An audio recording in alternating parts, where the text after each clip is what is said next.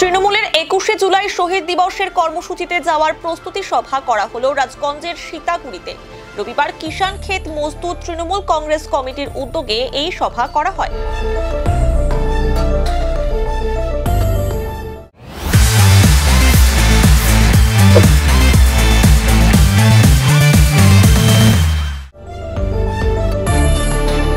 আগামী ২১শে জুলাই কলকাতার ধর্মতলায় শহীদ দিবসের কর্মসূচিতে বিভিন্ন জায়গার পাশাপাশি রাজগঞ্জ ব্লক তথা রাজগঞ্জ বিধানসভা কেন্দ্র থেকেও বেশ কয়েক হাজার কর্মী সমর্থক অংশগ্রহণ করবে।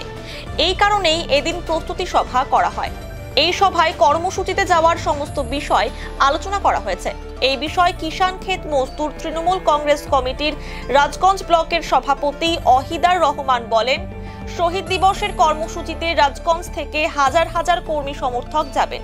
প্রতিটি গ্রাম পঞ্চায়েতের জন্য ২ থেকে ৩টি করে বাসের ব্যবস্থা করা হয়েছে।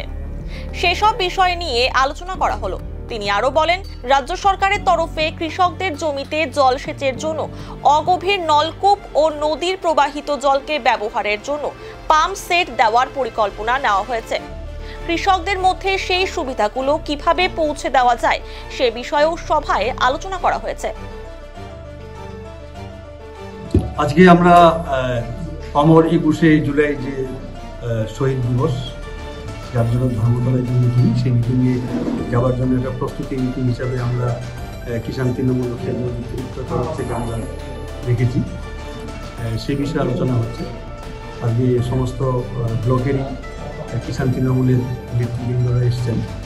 সেই সঙ্গে আমার সঙ্গে আমাদের বৃন্দাবন অঞ্চলের প্রধান থেকে শুরু করে আমাদের সহকারী কার্যকরী সভাপতি আছেন সৌদিন সাহেব প্রধান এবং অন্যান্য অনেক নেতৃবৃন্দ। দ্বিতীয়ত আমাদের আরেকটা ব্যাপার রয়েছে, সেটা হচ্ছে মাননীয় মুখ্যমন্ত্রী মমতা বন্দ্যোপাধ্যায়। মাননীয় মুখ্যমন্ত্রী মমতা বন্দ্যোপাধ্যায় সারা পশ্চিমবাংলায় কৃষকদের এগ্রি মেকানিক এবং ইরিগেশন দুটো ডিপার্টমেন্টের মাধ্যমে কৃষকদের সেচ ব্যবস্থার জন্য কিছু অগভীর নলকূপ এবং নদী বাহিত জল থেকে কিছু প্রজেক্টের মাধ্যমে সেচের ব্যবস্থা করে দিচ্ছেন। সেটা আমরা কৃষকদের মধ্যে সারা রাজগঞ্জ ব্লকে কীভাবে ডিস্ট্রিবিউট করা যায় এবং কীভাবে কৃষকরা এখান থেকে উপকৃত হবেন সেইভাবেই আমরা আলোচনা করছি এবং সেই প্রজেক্টগুলি আমরা কৃষকদের মধ্যে দেওয়ার জন্য আলোচনা করে সিদ্ধান্ত নিচ্ছি। ধর্মতলা তো আমাদের এখানে মিনিমাম কয়েক হাজার মানুষ যায়। আমাদের প্রত্যেক অঞ্চল থেকে এবার 2-3টা করে বাস করা হয়েছে। সেই বাসে এখান থেকে মানুষ যাবে। আমাদের রাজগঞ্জ ব্লকের রাজনৈতিক যে ব্লকটা রয়েছে এখানে 8টা অঞ্চল এবং বিধানসভা রয়েছে 12টা অঞ্চল। সব অঞ্চলগুলো থেকে প্রায় 3-4টা করে বাস, 2-3টা করে বাস যাচ্ছে। এবং যেহেতু ট্রেনে গেলে কেন্দ্রীয় সরকার বা রেল দপ্তর মাঝে মাঝে ট্রেন বাতিল করে দেয়, যার জন্য আমরা সিদ্ধান্ত নিয়েছি যে এবার বাসেই যাবে।